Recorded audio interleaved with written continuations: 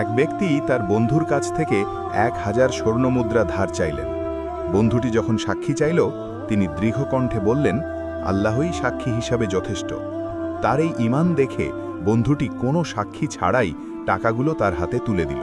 টাকা পরিশোধের নির্দিষ্ট দিনে ঋণগ্রহীতা বন্দরে গিয়ে দেখলেন কোনো জাহাজ নেই। ওদিকে সময় শেষ হয়ে যাচ্ছিল। ওয়াদা খেলাফ হওয়ার ভয়ে তিনি অস্থির হয়ে উঠলেন। ঠিক তখন তিনি এক অদ্ভুত কাজ করলেন। তিনি একটি কাঠের গুঁড়ি নিলেন এবং সেটি ছিদ্র করে ভেতরে 1000 স্বর্ণমুদ্রা ও একটি চিঠি ভরে মুখ বন্ধ করে দিলেন। এরপর সমুদ্রের তীরে দাঁড়িয়ে আকাশের দিকে তাকিয়ে বললেন, হে আল্লাহ, তুমি আমার সাক্ষী ছিলে, এই আমানত পৌঁছে দেওয়ার দায়িত্ব এখন তোমার। এই বলে তিনি কাঠটি উত্তাল সমুদ্রে ভাসিয়ে দিলেন। ওদিকে পাওনাদার বন্ধুটি তীরে জাহাজের অপেক্ষা করছিল। জাহাজ না পেয়ে সে নিরাশ হয়ে ফিরছিল। হঠাৎ সে দেখল একটি কাঠের গুঁড়ি ভেসে আসছে।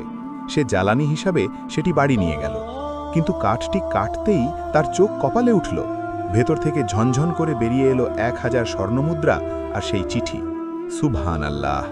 আল্লাহ সমুদ্রের ঢেউকে ব্যবহার করে সঠিক মানুষের কাছে পাওনা পৌঁছে দিয়েছেন। মনে রাখবেন, আল্লাহকে যারা সাক্ষী বানায়, আল্লাহ তাদের লজ্জা ফেরান না।